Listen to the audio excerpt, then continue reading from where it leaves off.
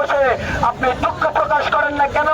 আপনার কোনোই ক্ষমা নাই, কারণ আমরা এক দফায় উপনীত হয়েছি। আপনার মতন শিক্ষামন্ত্রীর শিক্ষা মন্ত্রণালয় থেকে আমরা পরীক্ষা দিতে পারবো না। দফায় এক দাবি শিক্ষামন্ত্রীর পদত্যাগ, দফায় এক দাবি শিক্ষামন্ত্রীর পদত্যাগ।